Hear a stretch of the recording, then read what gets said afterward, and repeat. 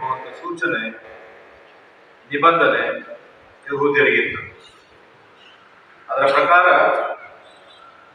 ಹುಳಿಯಿಲ್ಲದ ರೊಟ್ಟಿ, ರುಚಿಯಿಲ್ಲದ ಪಲ್ಯ ಮತ್ತು ದೇವರಿಗೆ ಉಪಕಾರದ ಹೋಮ, ಯಜ್ಞ ಸಮರ್ಪಿಸುವಂತಹದ್ದು, ಅಂದರೆ ಬಲಿ ಸಮರ್ಪಣೆ, ಕುರಿಗಳನ್ನ, ಪಶುಗಳನ್ನ, ಪಕ್ಷಿಗಳನ್ನ ಸಮರ್ಪಿಸುವಂತ ಒಂದು ನಿಯಮವಿದ್ದರಿಂದ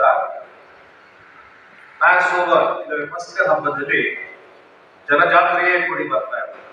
ಇದು ನಮಗೆ ಗೊತ್ತಿದೆ. ಯೇಸು ಸ್ವಾಮಿಯನ್ನ ಶಿಲುಬೆಗೆ ಹಾಕಿದಾಗಲೂ ಕೂಡ ಹಾಕಿದಂದು ಖರ್ಜೂರ ಗರಿಗಳ ಭಾನುವಾರದಲ್ಲಿ ಜನರೆಲ್ಲರೂ ಕೂಡ ಬಹಳ ಆರ್ಭಟ ಮಾಡಿ ಇವರು ಮೆಸ್ಸಿಯನೋ ಎಂಬ ರೀತಿಯಲ್ಲಿ ಅವರನ್ನು ಆಮಂತ್ರಿಸಿಕೊಂಡದ್ದು ಮತ್ತು ಆ ವಾರ ಕಾಲವೆಲ್ಲವೂ ಕೂಡ ಬಹಳ ನಿಷ್ಠೆಯಿಂದ ಜನರು ಹಬ್ಬವನ್ನು ಆಚರಣೆ ಮಾಡ್ತಾ ಇದ್ರು.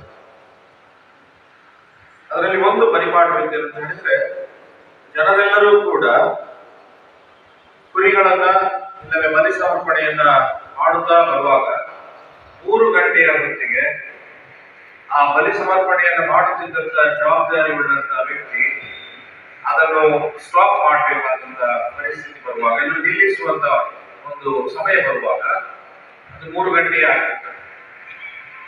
ಆಗ ಅವನು ಕೊನೆಯದಾಗಿ ಕುರಿಯನ್ನು ಎತ್ತಿ ಅದನ್ನು ನೆರೆದು ಬಂದಂತ ಜನರಿಗೆ ತೋರಿಸಿ ಹೇಳ್ತಿದ್ದಂತೆ, ಇಟ್ ಇಸ್ ಫಿನಿಶ್ಡ್, ಇದು ಅಂತ್ಯದ ಕುರಿ, ಇದರ ಮೇಲೆ ನಂತರದಲ್ಲಿ ಬಲಿ ಸಮರ್ಪಣೆ ಇಲ್ಲ ಎಂಬುದಾಗಿ ಆ ದಿವಸಕ್ಕೆ ಆತನು ಕ್ಲೋಸ್ ಮಾಡ್ತಿರ್ತಾರೆ. ಯೇಸು ಸ್ವಾಮಿ ಅದಕ್ಕೆ ಹೊಸ ಅರ್ಥ ಕೊಟ್ಟ. ನನ್ನ ನಿಮ್ಮ ರಕ್ಷಕ ನಮಗೆ ಗೊತ್ತಿದೆ, ಆತನ ಆಲೋಚನೆ ಚಂದ. ಅವನು ಜನರಿಗೆ ಕೊಟ್ಟ